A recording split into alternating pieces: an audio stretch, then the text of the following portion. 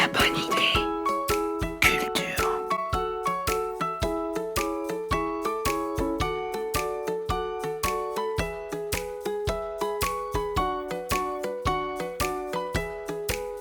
I didn't know, and now I'm on. One to now one, I'm not just one. It's not easy to be someone.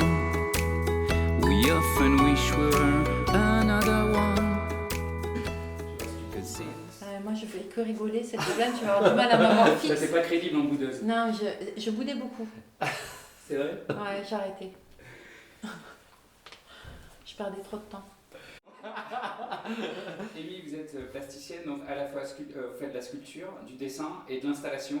C'est trois univers à la fois complémentaires et très différents les uns des autres. Comment vous reliez un petit peu les trois et présentez-vous Bon, alors déjà, enchantée de vous recevoir dans mon atelier.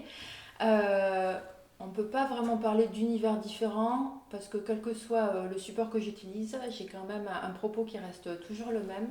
Je travaille uniquement sur le corps en fait. Et que ce soit par le modelage, le dessin ou l'installation, j'essaie de trouver des solutions à des questions plus existentielles, à savoir qui nous sommes, qu'est-ce que nous faisons là, de quoi nous avons besoin, et dernièrement, avec ce confinement, qu'est-ce qui fait que nous restons humains. Donc voilà, et à travers des lectures et des écoutes de podcasts, je nourris mon travail. Et parfois c'est la nécessité qui fait que j'utilise tel ou tel support. Par exemple pendant le confinement, je n'avais plus accès à mon atelier, donc j'ai beaucoup dessiné avec les stylos que j'avais sous la main. Le deuxième confinement, j'avais récupéré de l'aquarelle. Ça a donné lieu à une exposition. Et voilà, à chaque fois, les supports me permettent d'aller dans une direction que je n'aurais pas forcément envisagée. La bonne idée. Culture. Et moi, peu à peu, c'est vrai que dans le corps, je cherche à parler de tout ce qui nous entoure, de cette aura qui fait partie davantage du corps. Et c'est ce que je cherche. Et dans un poème de Guillaume Apollinaire, dans Le poète assassiné, il est dit il faut sculpter le vide.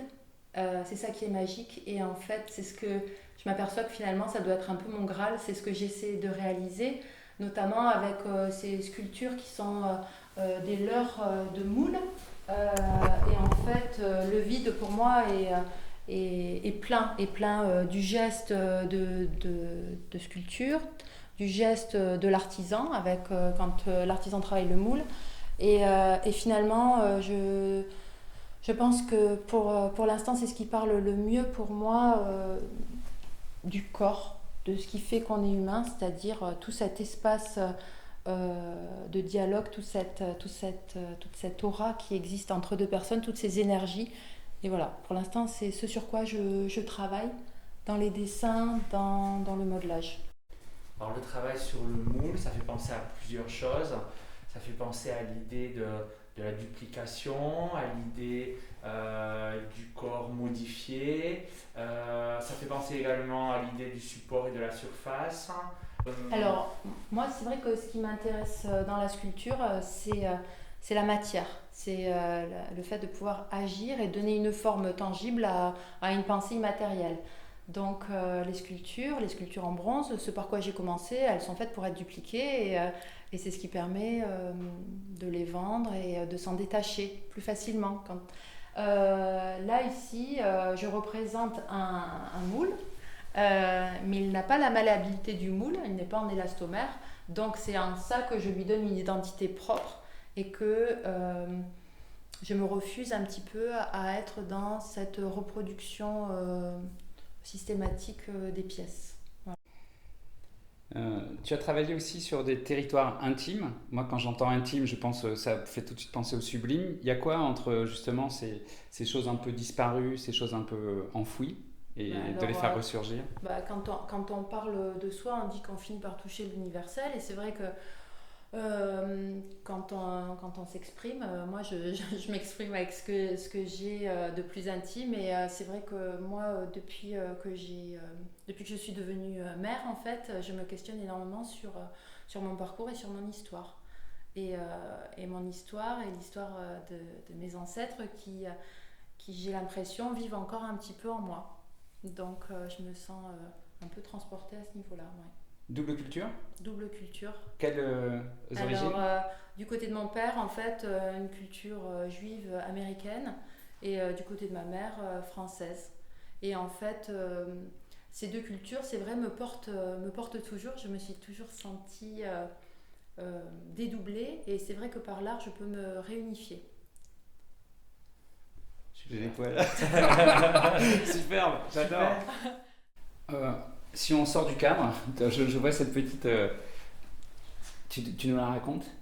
Alors ça, c'est une série qui date de 2013. C'est la première série dans laquelle j'ai souhaité utiliser vraiment les qualités du bronze qui m'ont permis de souder les sculptures et d'apporter une fragilité à mes pièces. Et ça a été le point de départ un petit peu, cet usage du bronze pour amorcer toute une recherche sur le déséquilibre. Voilà. Ah oui, elle est justement sur le point de plonger. Voilà, toutes mes sculptures qui sont dans les cadres étaient sur le point de chute. Il y a eu la chute, le grand saut, et ça m'a permis de mettre en avant le mouvement, puisque évidemment tout sculpteur qui travaille une matière inerte a envie de mettre en jeu le mouvement.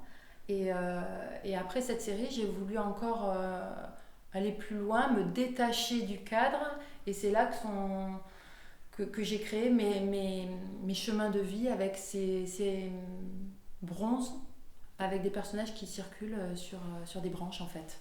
L'union du végétal et de l'humain. La bonne idée. Culture.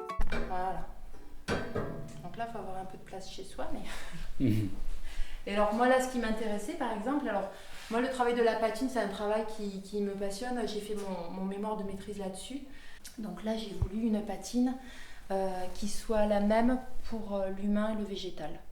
Moi, j'aime bien sortir un petit peu de cette notion d'anthropocentrisme et nous replacer un peu, avec un peu plus d'humilité dans ce qui nous entoure. Donc voilà, ça c'était très très important. Voilà, l'intérêt porté au végétal et qu'on retrouve un peu dans tout mon travail en fait. Tout ce qui est tout.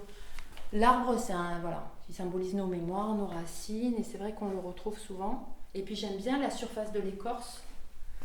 Et quand je travaille, j'aime beaucoup aussi ce côté esquissé, non fini. Et finalement, comme la surface d'un arbre qui est un peu rugueuse. Et l'œil finit le travail, comme quand on regarde un ciel étoilé finalement, et qu'on reconstitue les constellations telles qu'on les connaît, on les redessine tout seul. Donc voilà, c'est pour ça que le non finito, je trouve, est beaucoup plus puissant. Pour moi en tout cas, il a beaucoup plus de sens et de présence. La bonne idée. Culture.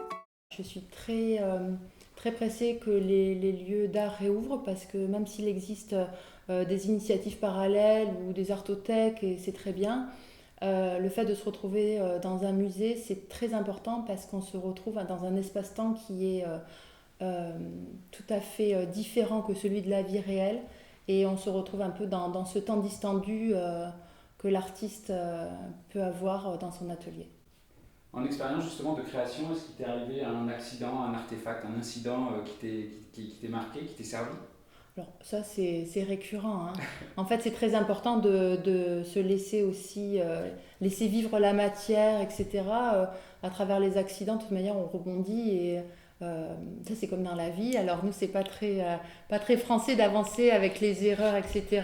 Mais c'est vrai que moi j'estime que voilà, c'est un cheminement. En fait on peut pas dire que je le matérialise en termes d'arrêt sur image, mais de continuité. Oui, j'ai eu des tentatives avec certains matériaux qui ont fonctionné, pas fonctionné, mais ça m'a mené ailleurs et j'en garde pas une trace indélébile. La bonne idée, c'est peut-être de ne pas avoir peur, de ne pas avoir de bonnes idées. C'est pas mal. Je pense que même dans les situations qui sont un peu désenchantées, finalement, c'est un peu l'occasion de voir en nous qui nous sommes et de rebondir et de chercher les bonnes idées pour demain, ce qu'on garde, puisqu'il y a plein de belles choses à garder, et puis ce qu'on peut transformer. Génial. Super. Merci. On est bien là. La bonne idée. Culture. I didn't know, and now I'm on. One to now one, I'm not just one. It's not easy to be someone. La bonne idée. Gate 22. Maison Sapin. Marc Deloche. By Catinat. Potifique. Looping Baby. L'interprète. Très. Malabar Princesse. Joaillerie Picmal Baron. Électroposé. La boutique des vins. Santa Rosa. Neroli Coffee Society. Foodie. Département féminin. Mister Blue. Maison Stella et Suzy. Galerie Saint-Jacques. I'm not just one. It's not easy to be someone. We can be a lot of ones. La bonne idée.